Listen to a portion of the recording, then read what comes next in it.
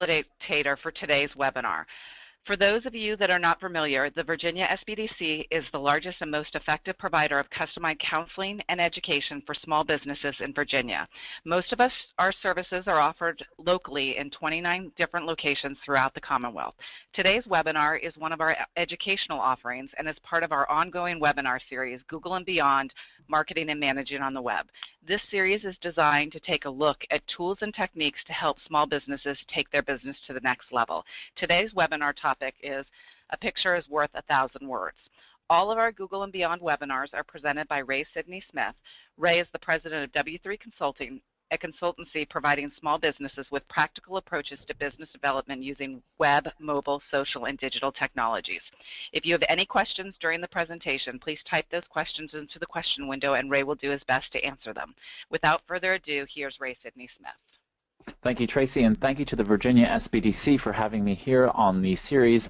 And today we're going to be talking about A Picture is Worth 1,000 Words. We have a lot to cover in today's webinar, and I'm looking forward to us doing that. A couple of housekeeping items. As Tracy said, you have the question panel to the side, so please do use it if you have a question. Tracy will find a breath, between breaths and catch me so that we can answer those questions. If you want to reach me afterward, I'll be putting my email on the last slide, and you can go ahead and email me, but always feel free to ask questions on Twitter because I'm always there.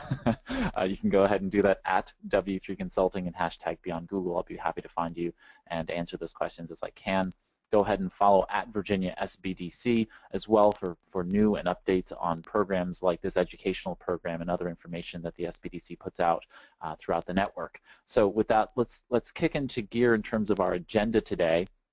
Today we're going to be talking about photography, both the idea of taking photographs, utilizing the tools that you already have in typically your pockets, your mobile phones, but also with digital cameras and so on and so forth. Just some general rules about those and some of the settings that we want to make sure that we have so that we're taking good photographs for our business. Two, we're going to talk about storage and editing on the web, using the tools that are out there in terms of getting photos up to the web, where they should live, and then making sure that they look good once you get them up there. And then we're going to talk about some photo search engine optimization, basically making sure that Google and the other search engines can love your photos. And therefore, what I mean by love is showing them to lots of people so that they then are driven to your website. And when they're on your website, now they're closer to that sale, as I say. Okay, so getting people closer to you is important. Doing that with photo search engine optimization is part of that piece of the puzzle. So as we get started, we have to understand that we are visual creatures. Humans, we are visual creatures, and it's really important for us. If for some reason you were to say close your eyes or put an eye mask on for some part of the day, you would quickly get an idea about how much you depend upon your vision in order to be able to function in the world, right? I mean, for those who are vision impaired, they already understand how much they have to, compensate for not having that sense, of the five common senses. We depend upon our vision so much. So that when we're dealing with sales and marketing in our businesses, we have to really understand and effectively sort of translate how photographs and visual imagery is, competing. We're competing for people's attention, and visuals is one of the ways that we do that. So let's dive right into the material, and let's talk about some of the issues that we want to deal with when it comes to photography. When we talk about photography, there's sort of the number one sort of what we call the rule of thirds, okay? And if anyone has ever taken any photography classes, whether that be for personal or business or professional purposes, you probably have heard about the rule of thirds. And the rule of thirds is basically that if you split the screen up into 3 parts, both vertically and horizontally, you're going to come up with 9 squares. Okay, and along those lines, there are intersections. Okay, and the intersections are really pivotal or very important points for which you are supposed to be paying attention to your photography. Okay, or your photograph or your subject. So let's just start off with some of the things. First and foremost, your photographs don't have to be taken with some high-resolution camera that costs, several $1,000s with lots of really fancy lenses. The reality is that today, most of the mobile phones that you have in your pocket, even feature phones that you may think are not necessarily the most powerful devices, likely can take photographs that are sufficient for the web and mobile web. It's just a matter of making sure that you have your settings set so that the DPI, which is the dots per inch, as well as the resolution size, basically the screens, basically pixels, you'll have something that says something like X number of pixels by X number of pixels, is at least large enough so that when someone's looking at it on its screen, it's not what we call pixelated. Basically, the image is not going to look like it's fuzzy, okay? And as well is that it's just large enough that when it is on your website or on the web in some way, shape, or form, that it effectively communicates the message that you're trying to put forth, right? So if your camera for some reason takes an image that is just out the gate too small to understand what it is, then it's too small. Then your camera there needs to be either adjusted upward to a larger size, or you need to basically make sure that you have the appropriate device. Might have to upgrade to a more appropriate device, or just using another camera that you might have around you. But generally, cameras today take all of the necessary photos to be able to fit most of the screen sizes that we have out there. If you've upgraded basically since 2010 with a phone, you likely have a camera on your phone that's more than sufficient. So that being said, let's look at the rule of thirds. So I just took a basic image that I pulled off a stock photography website, and you can see this is a very nice beachside with a dock out there, and our eyes are naturally drawn to particular parts of the image. So as you're looking at the image, think about it. Where is your eye drawn to? Let's take a moment. Now, as you can see, your eye is actually drawn to the perspective that's created by looking down the dock and toward the horizon, right, where the sky meets the ocean. And that's natural. Our eyes actually do that very easily. Our eyes are always looking for the easiest pattern to recognize. And we do that using the rule of thirds in photography in the inverse. We look for areas where patterns exist, and then we attempt to align them up with the rule of thirds. So this is how you would apply the rule of thirds with the lines on them, right? So we split up the screen into 9 boxes, right?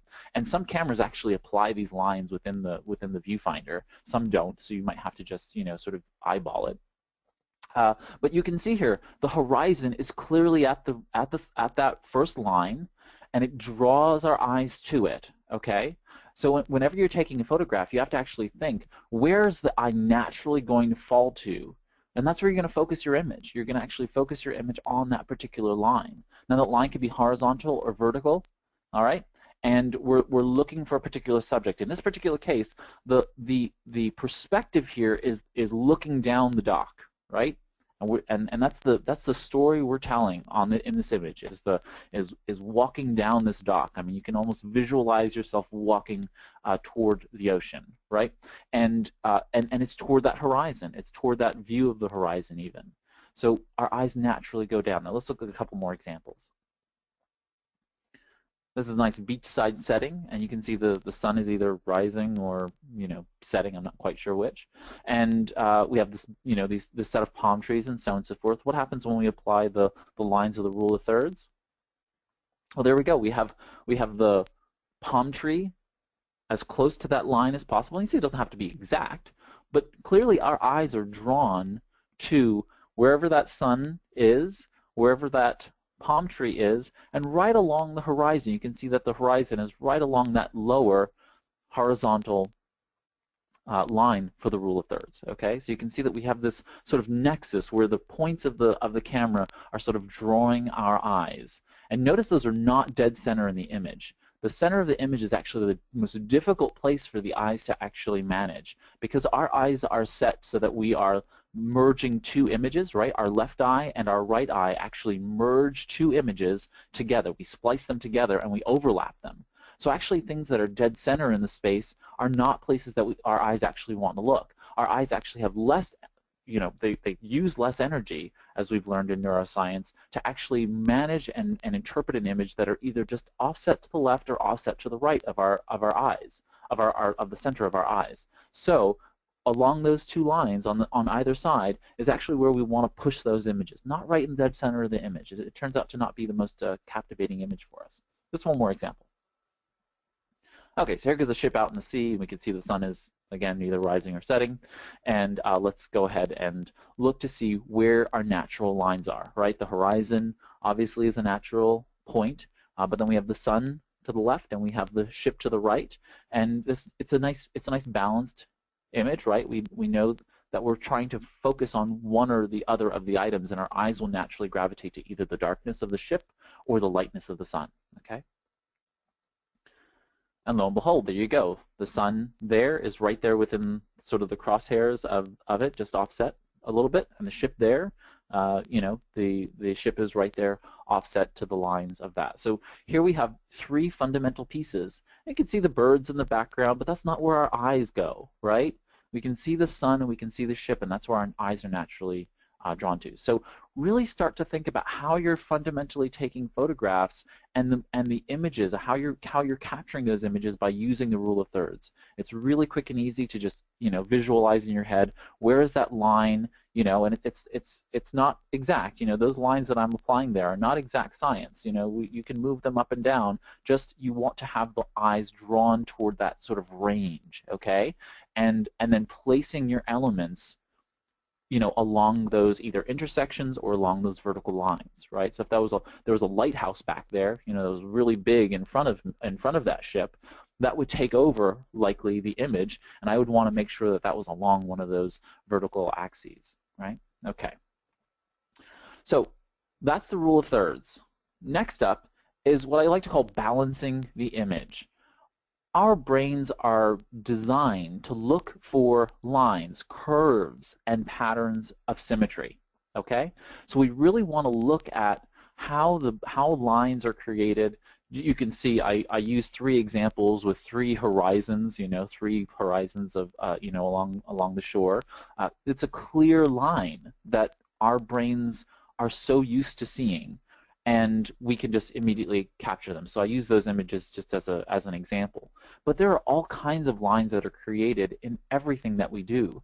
I mean, if you know anything about the fun and mystery of fractals in mathematics, that fractals are everywhere.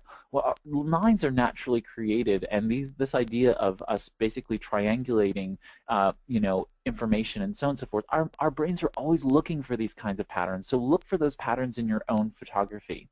Okay, so if you're taking a picture of your product, you want to really make sure that your product looks balanced in the image. That also means what it's with, right? So many times what I see is someone taking an image, a photo of their product or of their business or something like that, and there's something obtuse or off balanced about the image. It's just their product right in the middle of the image, right, on a white surface or on a black surface, depending upon contrast, and it just looks like it's just blah, right? So balance with the image might actually be placing a couple of other objects, perhaps peripherals to your main product, along with the product. Okay, so you might have that product in the lower, right-hand corner, cross-haired right in that bottom right-hand quadrant where the rule of thirds should be. Well, you might want to actually place, something that goes with your product well, or some kind of, sort of like garnish that you would put on a plate. You might want to put a garnish on the plate in front of the image, so that you would next to the primary subject, so that you're capable of balancing the image. We're literally looking for balance. We're not looking for something to just be a big blob on the screen, right? People want to see a little bit of visual variety. So think about balancing that image with lines and symmetry. Really, really important. As I said before, our brains are typically looking for patterns, so look for patterns in your own images, right? If you notice that there's, you're taking a picture of your product, well, maybe you want to take a picture of 4 or 5 of your product, or a dozen of your product, because it creates an interesting pattern when you lay them out in and on, you know, a table, surface, you know, out in the field, whatever it might be. So think for ways in which the images that you're taking are creating patterns, and then photograph for the pattern. Because again, if we ease, you know, the more our brains have to work in order to look at an image, the less likely we are to feel, you know, like it's appealing, right? So if you actually reduce that stress on your consumers and customers and web visitors' brains, you're basically engaging them in a more appealing and less stressful experience. And so we don't want to stress and tax the consumer. So we want to basically appeal to them and make them want to come to us and enjoy their experience. And one of those enjoyable experiences is actually creating patterns. Okay, so look for patterns. Now you don't have to force it, but if there is a pattern, definitely look for it. Okay. Next up is the idea of creating meaning with image. What I mean by that is that your image should, in some way, shape, or form, match what you're actually talking about on your website.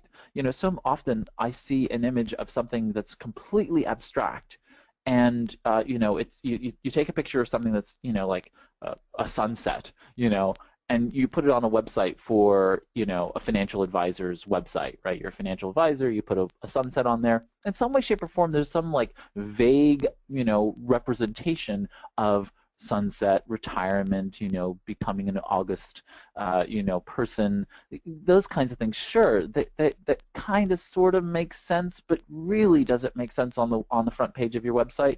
Most likely not. You know, you should probably have a picture of yourself, you know, in your office talking to a client. You know, think about the meaning of the image you're trying to convey, which is get to know me as a trusted financial advisor who can help you with your financial strategy for retirement or otherwise, not necessarily these abstract images that don't particularly make much sense to the consumer. So think about the meaning of the image, right? And start to take photographs that really make sense to the customer as you're taking those images, right? If you're a professional musician and you're, you know, marketing yourself as a professional musician, you likely should have a picture of yourself playing, right? And what you shouldn't have is a picture of someone else playing, right?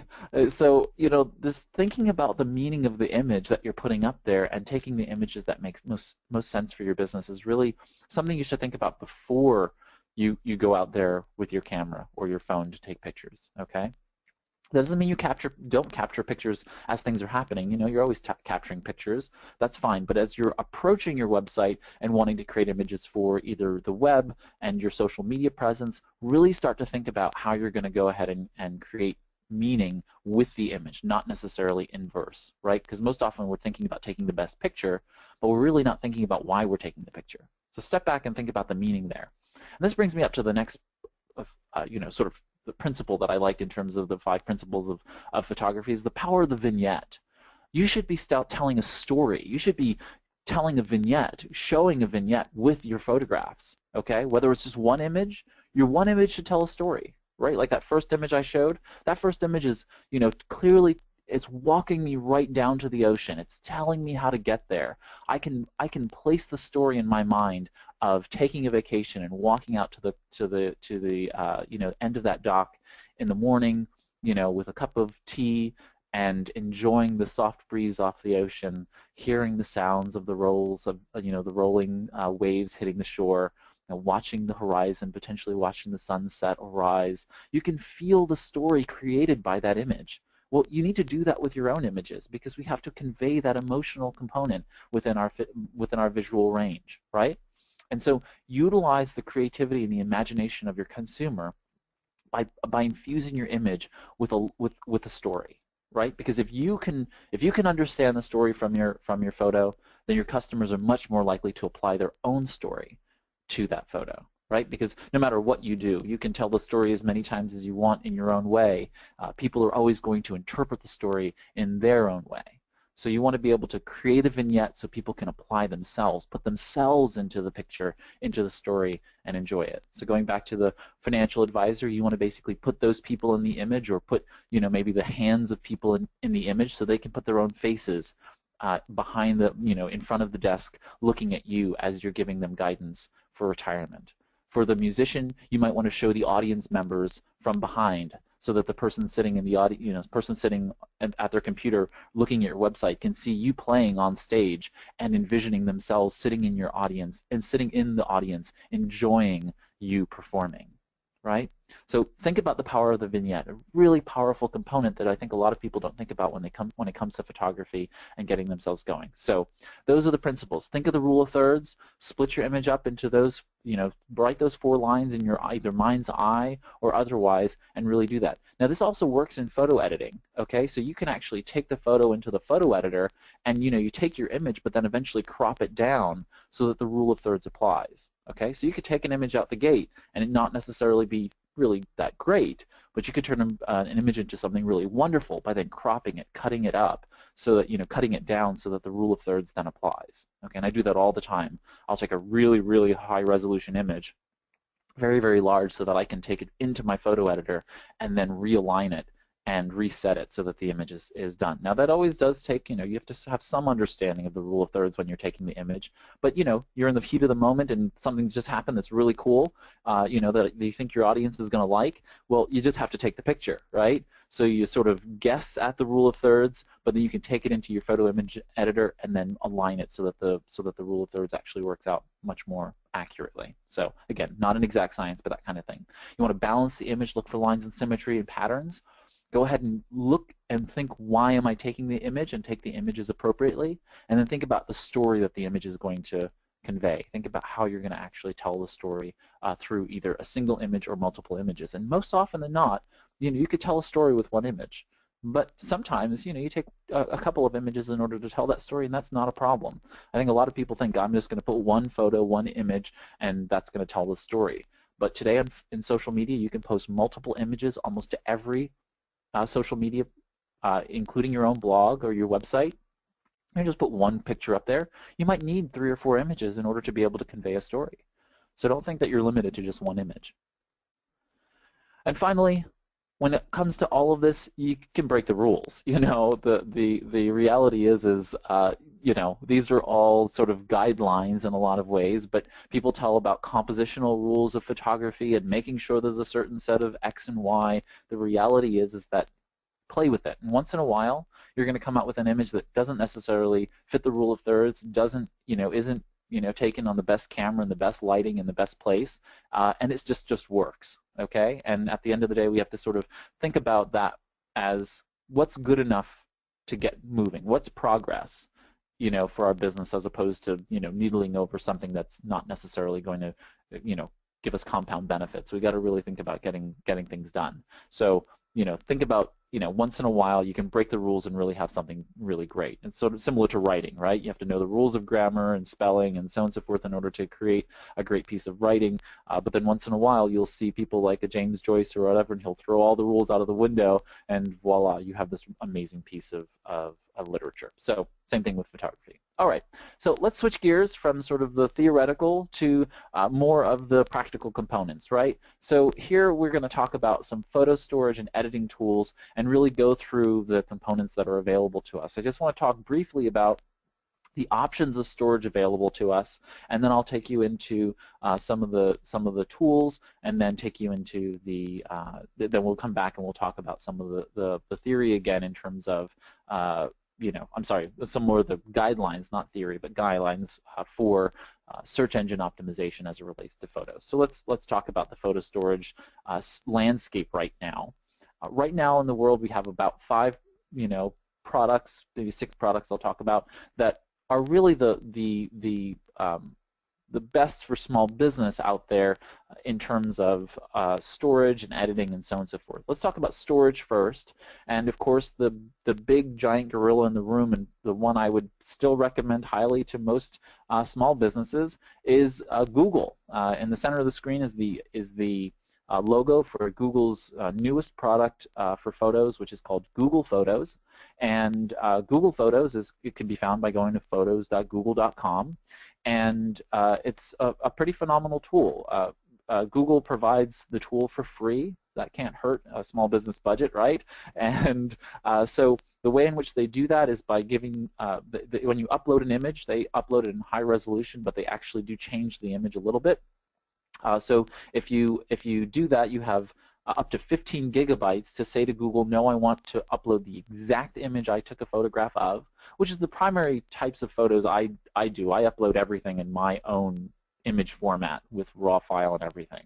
But if that's not really an issue for you, which is not the case for most websites, you could just upload them all to Google, have Google translate them into the free version, which is the high resolution image, which again you can use for most websites. And I'll show you what that means when I jump into the tool itself. And it's all free. If you decide to upload in the raw format, you're working against a 15 gigabyte free account, right? In just the normal Google account world. If you're in Google Apps for Work, then you're already paying for the storage limit. Again, you have that 15 gigabytes depending upon which account you have, and then you jump that up to unlimited if you're paying for the premium Google Apps for Work account. If you're in the consumer version of the Google account still, you're just using that particular thing, you can upgrade your storage to 100 gigabytes for $2 a month, $1.99 per month with Google. And then if you need to go up to a terabyte beyond that 100 gigabyte, you jump tenfold up to $10 a month, $9.99 a month, and that gives you a terabyte of space, okay? And that's across all of the Google products, not just photos. So just keep that in mind. You can keep up to 100 gigabytes at $2 a month, or $10 a month for 1 terabyte. Okay, so that's Google, and so I want to talk about the other players. Flickr is the granddaddy of photo uploads and storage, and so Flickr is pretty phenomenal in a lot of ways. They give you a free account for up to 1 terabyte. 1 terabyte of stuff. Now, one of the things I love doing is, I'll take, tons of photos, right? If I go on vacation or if I go someplace for a conference, I'm taking lots and lots of photos. I don't share a lot of them, but they're just for keeping for internal purposes for later on down the road. I'll take those photos, and once in a while, I keep lots of backups, so I'll back up one set, I'll put one set on my, I'll take the set that's on my camera, I'll back that up to my desktop. My desktop will then back that up to my cloud drive, and all of a sudden I've got a bunch of copies. Well, at some point I'm like, oh gosh, I got to get this all into one place and sort of save it all, which for me is going to be Google Photos. And so what I do first is I throw it all into Flickr. Flickr then says, okay, well, here goes all these photos you threw in them. Well, you have duplicate copies here, Ray, and it goes ahead and deduplicates those copies and only saves one version of all the various duplicates. So it knows by looking at the background data which images are duplicated and which ones are not. So it's not uploading the same file over and over again and wasting storage. I then can take the Flickr copy, and move that over to Google Photos. So just a quick tip: if you have lots of photos in lots of different places, I probably have 40 or 50,000 photos now, and other videos and that kind of thing. It just helps deduplicate those things. So Flickr is great, and it's free to do it. So really, really simple. So Flickr is great for up to a terabyte of photo storage. And you have every layer, just like with Google Photos, of being able to say, this is a public photo, this is a private photo, this is only shared with these particular people. And so you have that particular option when it comes to that. All right. The next one up is Microsoft's OneDrive. It used to be called SkyDrive, and they changed that over to OneDrive. So if you knew it as SkyDrive, it's now OneDrive.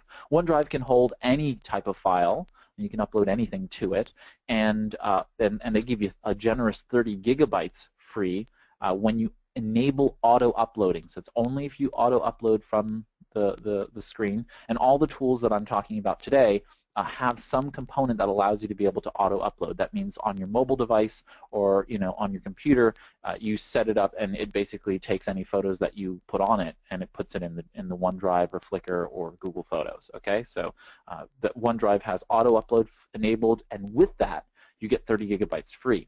Beyond that, then you can upgrade to $1.99 a month, matched Google, with the 100 gigabyte plan, and then you can upgrade that to the $6.99 per month, which is 1 terabyte. And the 1 terabyte plan with OneDrive actually is included with the Office 365. So if you have Office 365 at the $77 plan, you're getting a terabyte of free storage. And again, that's across everything. Now, what I found with OneDrive is that it's pretty clunky when it comes to these things with photos, so not my ideal, okay? But if you're already in the Microsoft world, you're using all Microsoft products, or you're using Office 365 currently, OneDrive is a good, competent solution for just being able to back up your images. Okay. Next up is Dropbox, and Dropbox is basically you can get 2 gigabytes for free, I believe, with the free account, and again, you can upload and store anything on there. Dropbox actually uses a different application. They created an application called Carousel, like a children's playground item. The Carousel is installed on your mobile phone.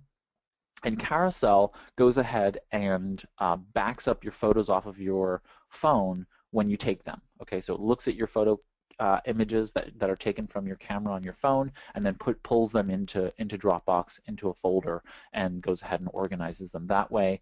Dropbox, with the downloaded program on your desktop software side, goes ahead and just pulls any images that you install, and you set the folder, say images folder, pictures folder, or whatnot. It goes ahead and looks for those images and then pulls them into Dropbox that way on the desktop side. Okay, Dropbox beyond that 2 gigabyte level then jumps to $10 per month, and at $10 per month you get a terabyte of space. Okay, and again, that's across all files, not just photos. So again, Flickr and Google Photos are specific to photos. These so far have not been.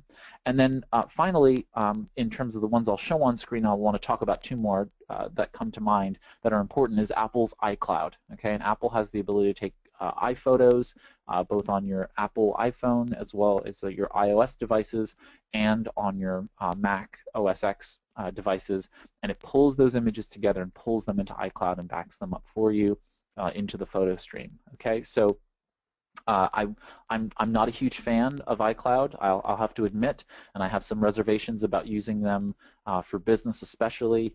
Just the way in which it's set up and designed, it's not really business functional, and I don't recommend it highly. So just think about that. If you're in an all Mac environment, though, an all Apple environment, then the ecosystem makes some sense for you to be able to do so.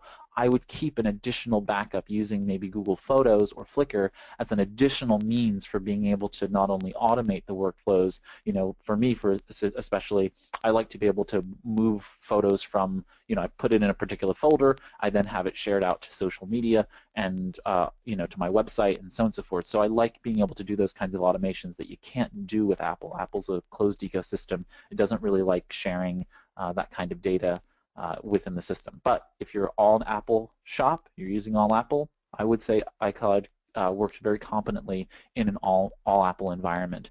But once you're in any blended environment and or are trying to share a lot of images, you would probably want to pair that with another tool. That's pretty simple, because if you have an iPhone, you just install Google Photos, and iCloud will do its backup thing, Google Photos will do its backup thing, and you're good to go. Okay, so it's sort of a blending and utilizing multiple tools to be able to do that. Okay, so 2 that are on screen that I'll talk about but don't really highly recommend for a lot of people, but I want to mention them because they are important. One is Amazon. Amazon has a product called Amazon Cloud Drive, and it comes actually as a free complimentary addition to an Amazon Prime account. So if you have Amazon Prime, it's $99 per month. I think it actually just jumped up now. I think it's more than that. I'm not sure. So you can verify the pricing, but whatever the amount is for Amazon Prime, you get unlimited cloud drive photo storage. Okay.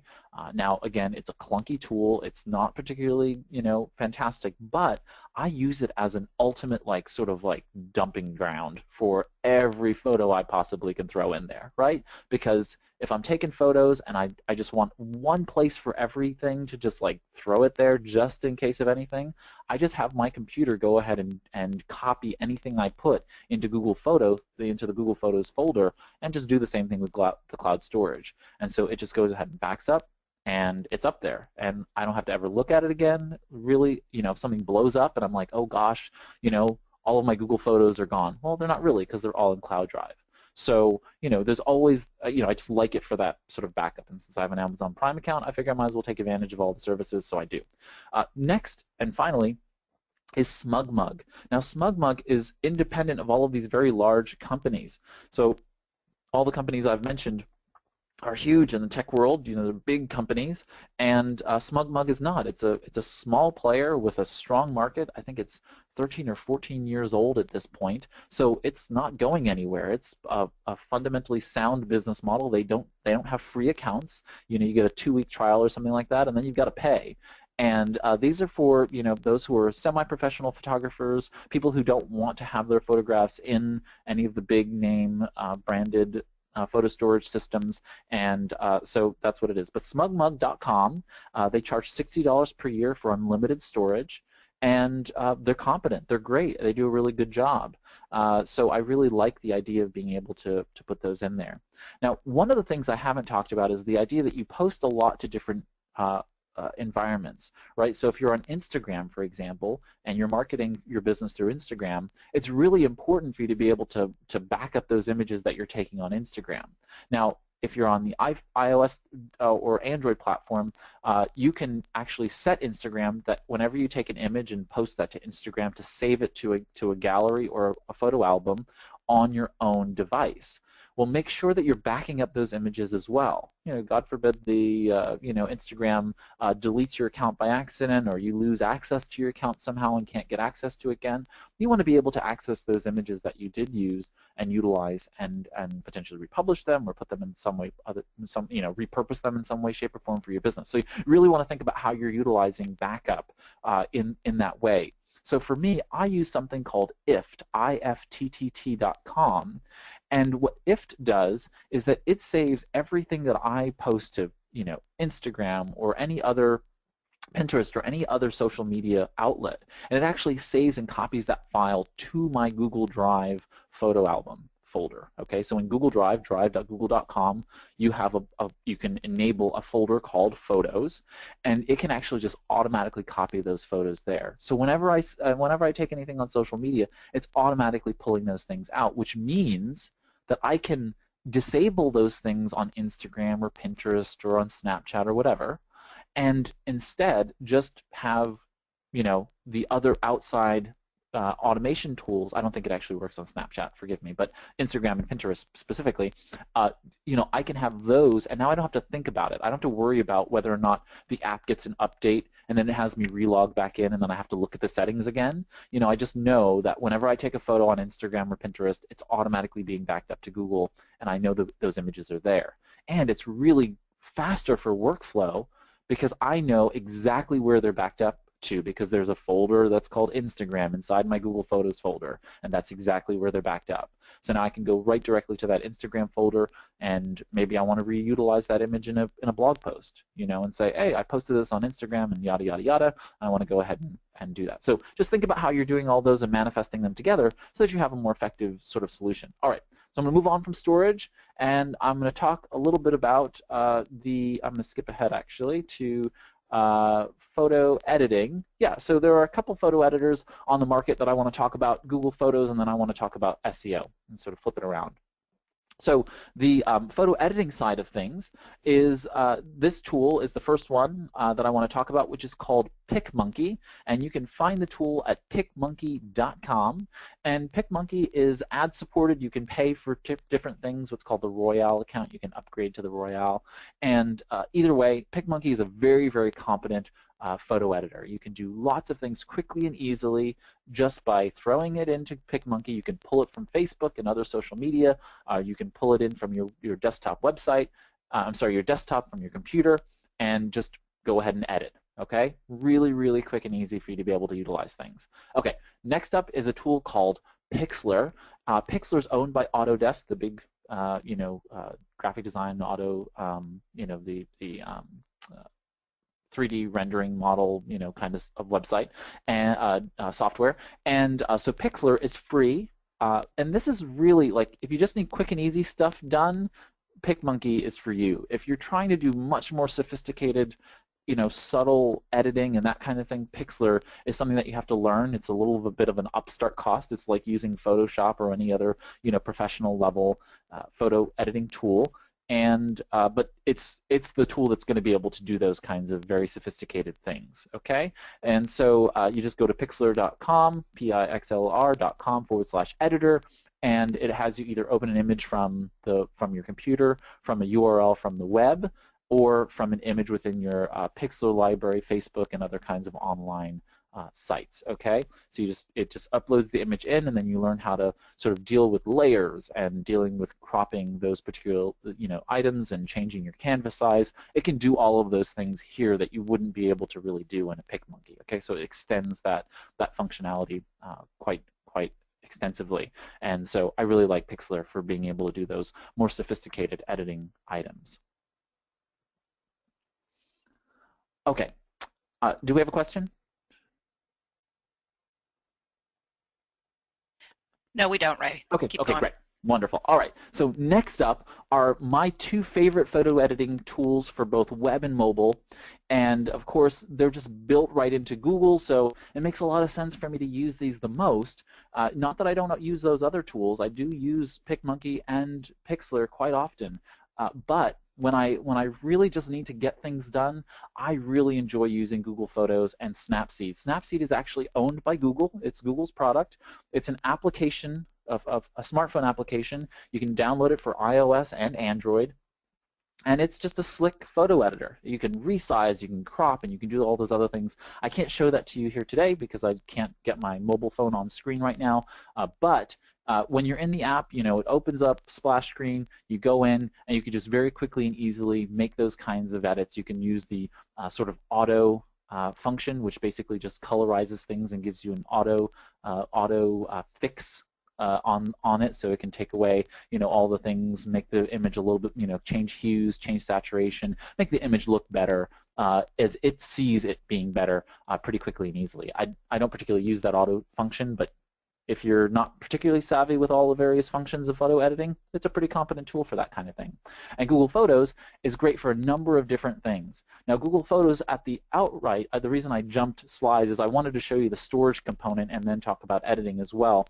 And so the Google Photos has both an uploader, which is a downloadable desktop software, and it also has the web dashboard where you can actually organize and then edit the images right within your web desktop, your desktop web browser. So let's jump in and let me show you that really quickly. All right, so if I hop out of the presentation, you can see that I've already opened up Google Photos. So you're going to go to photos.google.com, and it's going to give you an opportunity to go ahead and download the link. And let me just hop over here and I can show you. So I'm going to go, oops, wrong account. Bear with me a moment. Let's see where we are here. There we are. So, oh, nope, that's not it. There we go. Okay, so I've logged into a sample account, and you can see I have two images here that are not useful. But you can see here I have this this account. If I click on the triple bar on the left-hand top corner, you can see that it gives me all kinds of options. Okay, so this is Google Photos, the interface. You log in through your Google account. All right, and you're capable of doing things here.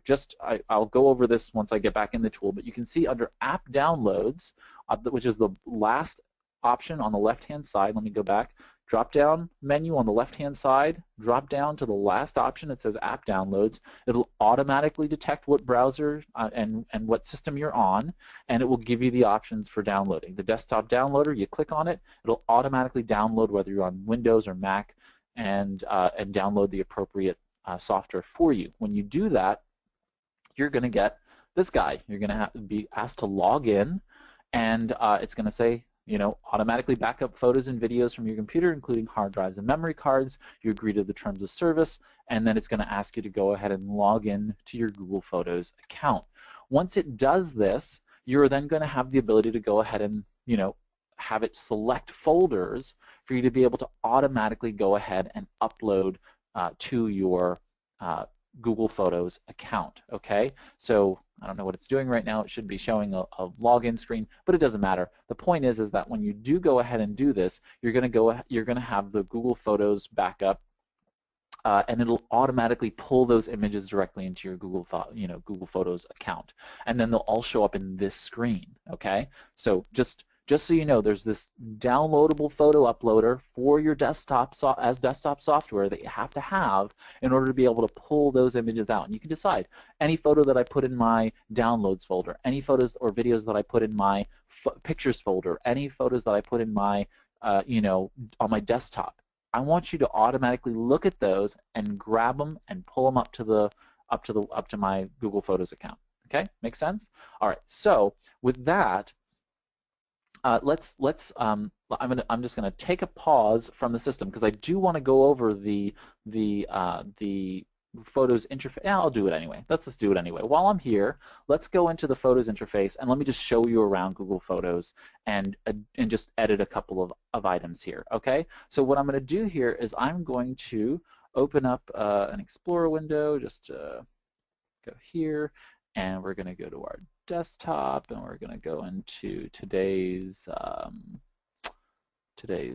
webinar. Okay, so these are the three images that I had pulled up for today to show you all, and here I'm just going to notice I just went into the you know, Explorer. This works on Mac or PC, and I've just pulled it over. You know, I highlighted and copied all three over. I just dragged them over to the window for Google Photos. And let me actually drag this over a little more so you can see here. But when I drag it over, you can see that I can just drop files anywhere on the screen, and Google automatically knows I'm attempting to upload this. This works on most of the photo uploaders, by the way, Dropbox and so on and so forth. They all pretty much work this way. And so I go ahead and click on it, and since this is the first time that I'm uploading through this Google Photos account, note that it asks me this question: choose how you want to upload photos and videos. Your preference is saved in settings, and you can change that, of course. And in this particular case, when I talked about earlier, you have the option of high quality, basically a free unlimited storage by uploading this way, but you can also go ahead and use original, basically full resolution that does count against your storage quota. Okay. Now, I don't particularly like the way Google does this, because I think that they should actually say, you know, this image is going to reduce it to this particular file size if it's larger than X. You know, anything under that, it's not going to count. But basically, if you choose original, everything counts against your storage. If you click high quality, none of it does. Okay. So we're going to click on high quality because we like free. Click on continue. And voila, Google goes ahead and uploads those three images, and in a couple of moments you can see that the images have been uploaded. I want to go ahead and create an album, and I'm going to create the album, and I'm going to call it, you know, a picture is worth 1,000 words, so that I know where it's coming from. It's coming from this particular webinar, and the images are all saved here. All right. Now, say I decide that this image here needs a little bit of editing. Up in the top right-hand corner, you can see I have my navigation panel with all of my settings. I can share this out to Google+ and Facebook and Twitter, or I can get a shareable link by doing it there. I can then go ahead and edit. I can zoom in on the image. I can find some information about that, and I can do some more options, which includes downloading, removing from the album, or changing this to the album cover for the album it sits in. If I click on Info, you can see that it gives me a little bit of information about this, and I can edit some of the pieces of data. I can also give this a description. Give it a description, and I'll talk about that in a little while as well. Okay, so just quickly, I want to show you some of the editing functions. If I click on Edit, the pencil icon in there, I can go ahead and just change a couple of items. Notice there's the auto function. If I click on auto, it automatically did all of the settings that it thinks will make this image sort of pop. Okay, when I click on auto off, it turns off the image. I click on reset, it goes ahead and makes the image a little bit more vibrant. You may not be able to see this on the webinar software, but just know that it's changing the image. Okay, so in the manual settings, I can go ahead and change some of these things. I can create vignettes. Vignettes is basically that outer area to help focus an image, and so on and so forth. You can do all those kinds of things, and you can go ahead and use these templates. So if I decide that, you know, I want the Arial template, it goes ahead and gives me sort of these various items. In this case, it, you know, desaturated the image, so it's just a black and white image. And maybe that's the image I want to convey. I want to show black and white, or move something from color to otherwise. At any given time, I can compare the image originally by holding down the compare button above it. All right. So if I just hold down compare, Google gives me original image, how I edit it. Original image, how I edit it. So really cool to be able to see quick and easy ways to do that. I can also change the image by rotating it in either direction. Okay, you can see that I can say, oh, you know what? That horizon is not quite straight. I want to just get it a little straighter. Voila, it's straight. Okay, in this particular case, it's actually straight, so I don't need to do that. If I want to rotate it 90 degrees, I can rotate it 90 degrees at a time, and Google lets me do that from this little button here. Okay, so just really, really quick and easy to be able to go ahead and modify images. And when I'm done, I can say I want to save it, and I can just go ahead and decide on all of those things pretty quickly and easily. Okay, so I'm going to take my image back to its original. I'm going to go ahead and click out of here to get out of here, and then that takes me out of editing mode, and then I can go back to the main images and then back to this. All right, Google looks at all of these. You can see that these are all now starting to be collected in what are called collections, and Google gives me the photos outright and shows me the images. In collections, are basically albums, is what Google calls them. You can retitle these, change the album covers, and have them move around that way. Google makes these things called auto awesomes and other kinds of things. They're basically GIFs and other types of collections, and they've put them here in the assistant. Okay, so you can have them auto create or not and do that. Any links that you've shared out, you can see in here, so that you can turn them off. Say you shared images with a client, you wanted to show them something, you took a couple screenshots, you can share them here within the photos.google.com and then turn it off when you're done. Okay, you can trash things, settings, which you can change around, and then any help and feedback is available within the Google Photo apps here settings. Okay, so that's just generally Google Photos. It's very, very easy. I mean, Google makes it very easy for you to be able to do that stuff. So let's hop on over back to the presentation, and I just want to go over the guidelines for photo search engine optimization, and then we'll close out with any questions. Okay, so next, as I said, we just want to talk about some of the photo search engine optimization. So here goes my guidelines for making sure that you're capable of getting your photos found on Google and the other search engines within Google Images Search and Yahoo and Bing and so on and so forth when clients and customers are doing web searches for you. So first and foremost, you should be hosting as much of your photography on your own website. Okay, a lot of times people are posting these website, pictures. I have a lot of pictures in Google Photos, but those are not images that I want my customers to see. But all the images I want my customers to see, I want them on my website. Right? I want someone to find it on Google Search, and when they look at Google Search, it says, this is on my website, period. Okay? So really make sure that you host as much of your photography on your website. Make sure your website can actually handle media, which means you may need to use what's called a CDN, a content distribution network, to be able to host those. Really quick tip, if you have WordPress and you enable the Jetpack plugin, they have a built-in free CDN for photos. Okay, so that means when someone opens up your website, downloads your web page and looks at it, the photos can actually be rendered from Jetpack. Nothing bad to you from Google for search engine optimization purposes, but the photos come in much faster, which means that your clients and customers, your website visitors, will stay on your website that much more. Next up is that all media on your website is seen by Google, so beware. Okay, I see this all the time. Clients go ahead and upload images that are just like, all kinds of stuff to their website hosting that they don't actually expect their customers to see, but Google sees it all. So people do a search, and voila, your image of like something that you didn't want your customers to see show up on Google. So make sure that all media on your website are images that you want your customers to see. I'm not going to put in pre-flighted images from that I've taken on my camera into my website hosting. Those images I need to cut up, crop, set, vignette, all those kinds of things before I put them onto the website and let Google index them. Okay.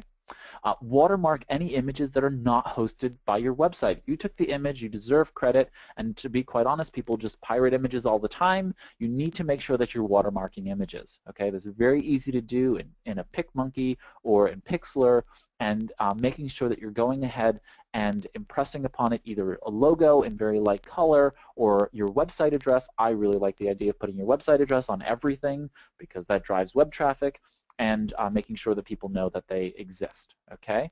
And so if somebody does take your image, it makes it really difficult for them to do that if your website address is right in the center, or if you don't want it right in the center, you could put it in one of the corners so that people know, hey, this is copyrighted material, this is mine, and that kind of thing. Another tip about this is actually to turn it 90 degrees and actually put it on the right or left-hand side of your image, because it's much more difficult to use an image. Many people could just crop out the bottom of your image, right?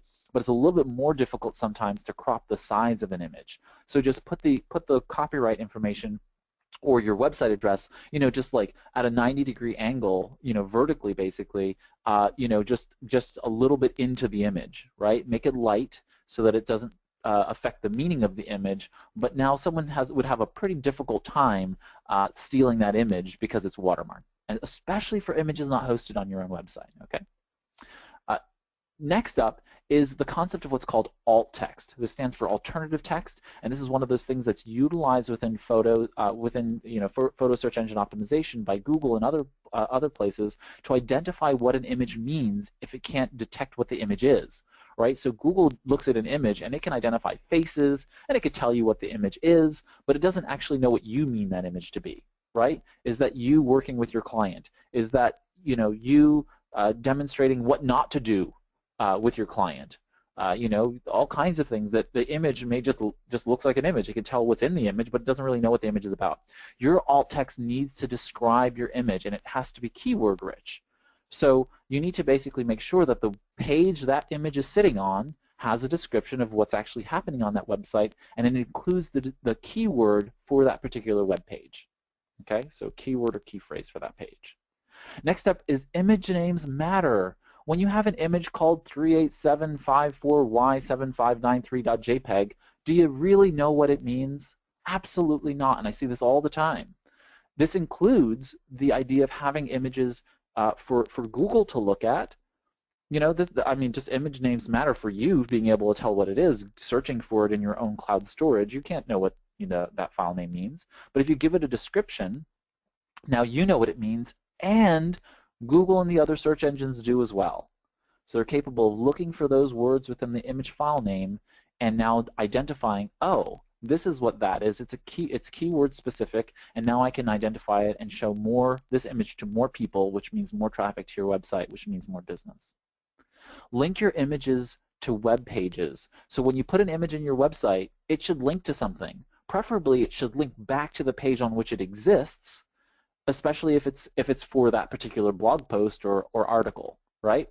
So just make sure that you're linking your images. I see this all the time. People don't link their images. So the image just sits there and it's not doing as much work as it could, right? We want as much marketing bang for our dollar as possible, and linking images back to their own is really, really powerful. Making sure that it's appropriate. You don't link an image to something that it shouldn't link back to. You want to link it to appropriate things. Like if an image is of you working with a client on your home page, you might want to link that to your services page, but link your images. When you're photo editing, complete all the fields. I know that not everybody works on WordPress and not everybody is on every kind of platform, but every content management system today, if your website's not built in just straight HTML, there are fields for every photo upload. Make sure you complete those fields, because most often than not, they are the alt text and the description and the captions and so on and so forth that are going to be utilized for Google in looking for the keywords to drive traffic to your website. So make sure that your images, if there's a field, complete the field. All right, you want to really make sure that you complete the field. And many times, some of these content management systems actually creates a separate page like WordPress does for your media. So you actually get two areas where you have to actually optimize for the page in which the image actually sits on, and for the media page that WordPress is creating for the image that you've created. Okay, some people actually turn that off or on. It depends upon the system and the tool and blah, blah, blah. But you want to make sure that you go ahead and complete all the fields that are on the page. You might as well. So I talked about this, and that brings us to Q&A. So Tracy, I'll turn it over to you for any questions that we have about photo editing and photo storage and search engine optimization, any of the guidelines for photos that we talked about at the beginning. Okay, well, let's start with, we have a couple of questions. Is there more to naming the file itself? Is it more name the file itself or to name add a caption to the file? It's the caption is actually more text on the page, not a part of the image itself. So if it were me, if I had limited time and I only had one thing I could change per image, it would be the name of the image file. Okay? I would spend more time on the image file than on the caption. Okay. And then the other question was, what was the name of the website that auto-copies from social media posts to Google Photos? Okay, so there are a lot of them, but the one I mentioned is called IFTTT, IFT, like the word gift, but without a G. So IFT, IFTTT, that's 3 T's, IFTTT.com. It's free, and you can automate all kinds of social media and all kinds of workflow options for your business using IFT. Their competitor is a company called Zapier, and so it's, or Zapier, I'm not quite sure how that's pronounced, but it's Zapier.com, Zapier.com, and basically they're a for fee service. So they have, I think, a couple of free zaps that you can do a month or a week, and then it's then you have to pay for it, but it's well worth it. So think about it that if IFT can't do something, Zapier most likely can. So IFT has a limited set of functions, a lot of them. I mean, this has like 150 plus channels that you can use to create these things they called recipes. So you can use all kinds of tools to do things. But if IFT can't do it, Zapier can. And it's, I mean, all the workflow opportunities there are really phenomenal. Okay. Should the file name replicate the photo description / caption, or should it be use different keywords? They should actually be consistent keywords. So the keywords that you use in one area of the alt text should be the same as the photograph. So that doesn't mean they're the same exact phrase, right? You could just use the keywords for that web page. It's all about the page, right? Because it's about on-page SEO. It's about focusing on the page in which you're trying to optimize for Google. So you're putting that image on that page because it's going to be more relevant for Google. So you want to create the keyword that you're focusing on for that particular page, one keyword per page, and you want to go ahead and say, okay, that's going to be the name of the file, the image file. Then you look at the description or the alt text, and you say, okay, what's the description of this image? It's going to include the keywords, but it's going to be written more natural language. The reason for that is that if I'm visually impaired, my visual impairment reader tool, my assistive technology, is going to read that description in the alt text. It's literally going to read it. So you want to make it very natural language so that I can understand it if I can't see your image. So you want to say, this is me, helping my clients. And maybe helping clients is your, helping future retirees. Well, this is me helping future retirees, maybe the alt text, but helping future retirees may be the name of the image, the file. You might have helping future retirees, your business name .jpg, whatever it might be, right? But as long as the keywords exist inside of the file name and it's natural language to the person hearing it from their assistive technology reader, then you're good to go. Okay. We have one last question and then we'll close out. How do you suggest we handle photos on Facebook? So again, I would utilize a tool like IFT to be able to automate the automatic backup of your images from Facebook to your storage. I'm not quite sure about what exactly the question is, so I'm just sort of interpreting it here, so if you need to, please clarify. But in general, I would always back up all of my images from Facebook and again, apply all of the things that are appropriate. Watermarking, because you know that people are taking those images and resharing them and so on and so forth, and even if you're not seeing the reshares, oh, they're taking them and utilizing them in other ways. So you want to make sure that you go ahead and watermark the images and backing them up. Those are the two fundamentally important parts about it. For greater longevity of the image, make sure that you're naming them, just like I said. You want to make sure they're named to keywords, and you want to make sure that the text you apply to the posting matches the keywords of what you're actually trying to post. They need to be keyword rich because people are doing searches to find them. So you want to make sure that they're optimized for Google and for Facebook search engines as much as they are for anything else. Great. Thank you, Ray. This was a great presentation, as always. Thanks, everyone, for participating today. Today's webinar was recorded and will be posted on the Virginia SBDC website under live webinars and recordings. Tomorrow you'll receive a follow-up email on the webinar, and there'll be an evaluation link in the email. Please help us to continue to improve our training by taking the time to complete the evaluation. We'll see you all on November 5th for the virtual business meeting using Skype, Google Hangouts, Join Me, Uber Conference, and more. Thank you.